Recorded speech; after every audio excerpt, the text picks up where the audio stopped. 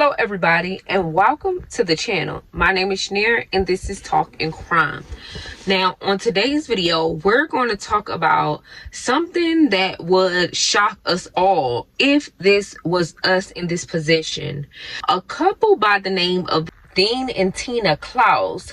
The morning of June 7th, 2022, detectives would walk into a deli wanting to speak to a woman that they thought had been missing for 40 years. Now, this deli was in Cushing, Oklahoma, and the woman by the name of Holly Marie is a person that they wanted answers from. Well, technically not answers, because Holly was very young when she supposedly was kidnapped. So Holly had no clue why these detectives wanted to speak to her, because when they mentioned Tina and Dean's name, it didn't dawn on Holly who these people were. I mean, Holly was adopted when she was a child, far as she knew, and she was raised by a pastor and teacher. So these people was definitely someone she didn't know. Tina and Dean would meet in 1978. Now, Tina was about 15 and Dean was 19 years old. A year later, after Tina turned 16 years old, Dean and Tina started dating. And quickly after that, they became a couple and got married with each other. Family and friends said this relationship was wonderful.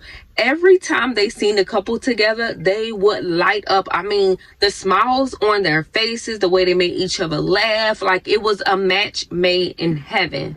And Tina and Dean decided to start their life together, also having a child. So the family and friends was overjoyed that this was happening for them.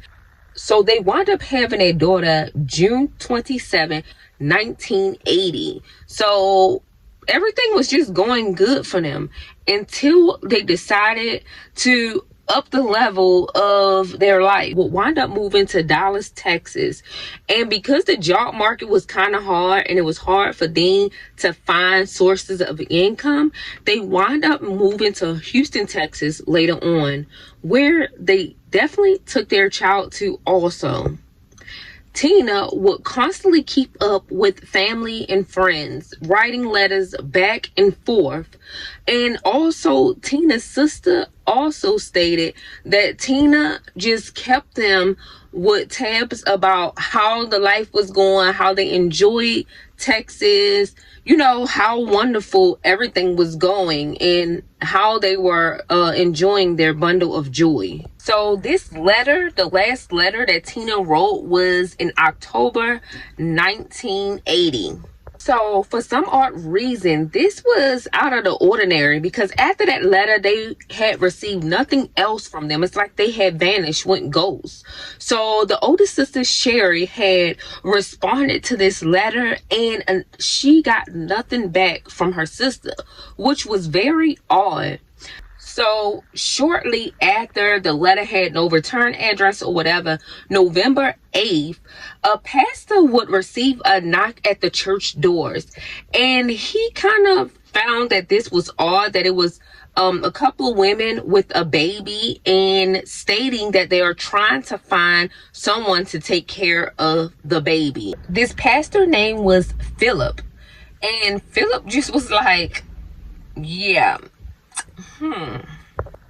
So Philip was kind of taken back a little bit by this, because it is strange that three women dressed in all white would bring a baby and tell him that the lives they live, they just can't, you know, take care of a child, and that they were giving the baby to him with a signed letter from the supposedly parent of this baby.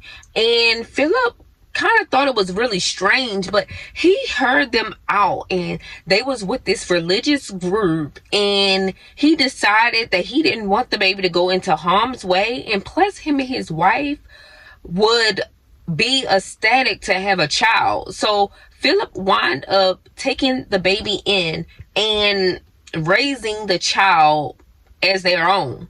And this whole story panned out with detectives and stuff too when it was told to them, because he had a letter that was, you know, certified, like saying like, yeah, made it legit, like y'all not coming back for this baby at all.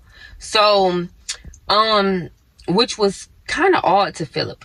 But, you know, he took the baby. And shortly after the baby was dropped off at this church, the couple's car and belongings were dropped off back to the family members of Tina family. And they was kind of shocked, and they reported this to the police. And also Dean family was notified by Tina's family that someone dropped off their belongings and said that Tina and Dean had started a new life and they did not want any contact with family anymore. And that was definitely odd for this couple. Like, it didn't make sense. But instead, the family kind of did their own investigation and came up short, as well as detectives came up short with this whole situation, until a little bit later Tina and Dean bodies were found in a wooded area with no baby. And for years they could not find out who these two people were that were found deceased in these woods. So in Tina and Dean's family minds, that they probably will get over this little phase, but years start going by and the family still got worried, but it was nothing that they could do. At least, you know, back in the day, they didn't have all this technology like now. So life start moving on for them, even though that they were still every day stressing about the fact that they don't know where their children at. They don't know if they living their lives good. They don't know about their niece, you know, their grandchild. They just don't know what happened. And so eventually the case get brought back open, and once it get brought back open, DNA is, you know, done on both of these skeletal bodies, and finally find out that this was Dean and Tina. And then they started really digging into the DNA to find out were there any traces, and it was a trace back to, I think it was Tina's system. No, it was a trace back to Dean's biological system. And when they investigated the whole thing, you know, spoke with the sister, she related to the investigators the story about how someone dropped off their belongings and said they didn't want to be contacted anymore. And now they are worried that now, since they found out that Dean and Tina are deceased, where is her niece? Like, where is the grandparents' grandchild? Like, where is the baby? And detectives like, wait, what baby? Like, we ain't find no child. Like, what baby? Honey, when they started investigating even more, they found another DNA match. And this is when they went questioned Holly Marie. Now, Holly Marie was 40 years old at this time, and she had 5 kids of her own. And honey, Miss Holly was living her life. Like, her adopted parents made sure she had the best. She had a good life. And Holly did not know any of this. Matter of fact, when they set her down in the booth to go over everything with her, they show her pictures of her biological parents, and it was a baby next to them, like different pictures. And Holly was like, this baby is me. Like, what's going on? So when they explained all this to Holly, she felt so bad because, of course, she's a mother herself, and she was like sad, but at the same time she was so happy that she had family elsewhere, especially with Tina and Dean's family. Like, she grew a bond with this family, and unfortunately this case is still cold until this day, and hopefully one day this case would be solved. But y'all, Holly don't even, like, she was so clueless even though she was being taken care of, little did she know she had a whole nother life on the other side. I don't know what I would do. This would be literally scary to me. And unfortunately, Dean and Tina lost their life, but at least, even though that happened to them, their daughter was safe. And these people did not take her daughter's life.